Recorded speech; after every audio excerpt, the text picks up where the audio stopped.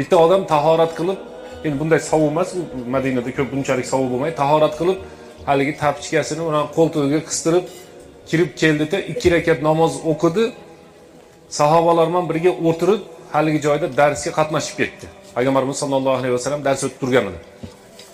Ertasi kuni Payg'ambarimiz sollallohu alayhi vasallam "Yatlau alaykum rajulun min ahli al-jannati min hadzal bab" dedi. Shu eshikdan hozir bitta jannati odam kiradi dedi.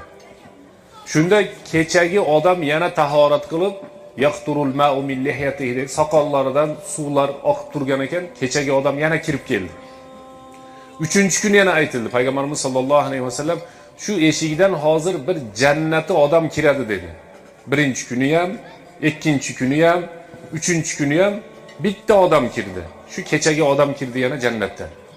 Amr ibn Ostig'o'li ismi Abdulloh bo'lgan. Abdulloh aytadi, men dedi, shu jannati odamni amalini bilib, men ham jannati bo'lish maqsadida shu odamni uyiga borib bir hiyla qildim. Hiyla deydi bu narsani, yo bo'lmasam tavriya qildim dedi. Borib aytdiki, "Ey falonchi" dedi. "Otamdan surishib qoldim. Uylarda mehmon bo'lib tursam maylimi" dedi. Mehmondorchilik 3 kun bo'ladi, hurmatli jamoat. Uyimizga mehmon kelsa, 3 kungacha nimaga kelding, kimsan deyishga haqqimiz yo'q ekan, agar u mehmonman deb qo'ysa. U aytdi, bizni uyda dicha urush janjal bo'lib qoldi, boradigan joyim yo'q. Shu sizlarni uyinglarda turib tursam dedi. Maqsadi emas, maqsadi nima amali bor ekan, shuni shu amalini men kuzatsam, topsam, men ham jannat ahlidan bo'lsam. Payg'ambarimiz sollallohu alayhi vasallam buni 3 kun maqtadi deb, haligi maqsadda shu odamning uyiga keldi. Kechasi kuzatishni boshladi. Kechasi haligi odamni kuzatsa, tahajjud namoziga turmaydi ekan. Nafil oshcha bir harakatlar qilmaydi ekan. Balki qiladigan ishi o'ng tarafga, chap tarafga tumalaganda alhamdulillah, astag'firulloh, subhanalloh deb qo'yadigan. Shu bilan haligi odam yotadi ekan. 3 kun kuzatdi. Mehmonning muddati tugadi. Mehmonning muddati tugaganidan keyin haligi odam aytdi, "Ey falonchi" dedi, "Payg'ambarimiz sollallohu alayhi vasallam sizni 3 kun shu eshikdan jannati kiradi, mana shu eshikdan jannati kiradi, shu eshikdan jannati kiradi" dedi. 3 kun uchalasi ham siz kirdingiz dedi. "Ha, men uyingizga kelganimning sababi" dedi, "sizni qanday amali bor ekan, shu odamni jannatga olib boradigan qanday amali bor ekan deb qarab kelsam, boshqalardan ko'ra oshiqcha amal topmayapman. Balki men tahajjud o'qirdim, siz tahajjud o'qiganingizni ham ko'rmayapman" dedi. "Ma huwa" hadisda keladi. "Ma huwa arja amalin indak." Eng Alloh taolodan umid qilib turgan savob shu sizni jannatga kirgizib yuboradi deb turgan amalingiz qaysi dedi. Shunda boyagi sahoba aytdi, "Bilmadim" dedi. Qaysi amalligini men bilmadim dedi. Xuddi Bilal roziyallohu anhuga Payg'ambarimiz sollallohu alayhi vasallam, "Ey Bilal, jannatda sizni oyoq kiyimingiz tovushini eshitdim. Qaysi amalingiz jannatga kirgizdi ekan" deganda, Bilal roziyallohu anhu "Bilmayman-u, har safar tahorat qilsam 2 rakat namoz o'qib olaman" deb aytgan ekan. Bu yerda bu kishi aytdi, "Bilmadim-u, lekin bitta amalim bor" dedi. Shu kechqurunda to'shakka borganimda qo'shnilarimni, jo'ralarimni, mahallami, menga yomonlik qilgan odamlarni, falonchi, pistonchilarni hammasini "Ey Xudo, seni rozichiliging uchun kechirdim" deb aytaman dedi. Uyquga ketganimda dedi, yuragimda hech qaysi odamga nisbatan g'illug'ashlik, ko'rolmaslik, hasadgo'ylik qolmaydi dedi. Shunda Abdulloh ibn Amr ibn As aytdiki, "Shu narsaga ko'pchilik yeta olmayapti" dedi. "Mana shu narsaga ko'pchilik yeta olmayapti" dedi. Biz ham shuni jamoatga aytamizki, oyat karima, hurmatli jamoat, Alloh taolo Qur'onda aytayapti, "Yawma la yanfa'u malun va la banun illa man atalloha biqalbin salim." Bir kun keladi boshingizlarga deyapti. U kun nima desa, qiyomat. Moli, dunyoni foydasi bo'lmaydi. Va la banun, o'g'il, qiz, farzandlarning foydasi bo'lmaydi. Illa man atalloha biqalbin salim. Qaysi odam Alloh taologa salomat qalb bilan boradigan bo'lsa, shu odamgina jannatga kiradi deyapti. Mana kecha uni biz kimligini aytmaymiz-ku. Kecha, undan oldin yana boshqa har kuni domlalarda u yerga bu yerga chaqirishadi.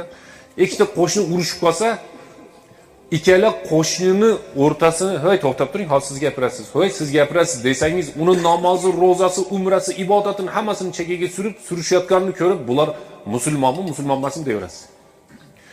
Er xotin urushib qolsa, mana ilgari kuni shunday voqea bo'ldi, kecha ham davom etdi, bugun ham hali davom etadi shu voqea. Eri xotin urushib qolsa, mana xotinlar tarafdan kelgan 5-6 ta vakil berigi qiz tarafdan, o'g'il bola tarafdan kelgan 5-6 vakilga "Ey, Qur'ondan, hadisdan, dindan bir narsani aytsang yo'q" deydi. Shu yerda to'xtab qoladi. Peshin bo'pti, o'qib olaylik deydi keyin. Endi asr o'qib olaylik deydi keyin. Din muomala hurmatli jamoat. Din kechirish ekanda biz kechirishimiz kerak. Alloh taolo aytayaptiki: "Ala tuhibbuna ayyagfirallohu lakum." Sizlar kechiringlar, sizlarda Alloh taolo kechiradi dedi. Abdulloh ibn Amr ibn Os aytdiki: "Ey falonchi" dedi. "Seni jannati bo'lganingni sababi sen odamlarga hasading yo'q ekan" dedi. Hasad kimda bor desa, hasad hurmatli jamoat hammada bo'ladi. Har bir odamda hasad bo'ladi. Faqat shu hasadni ozgina bosib qo'yish kerak bo'ladi.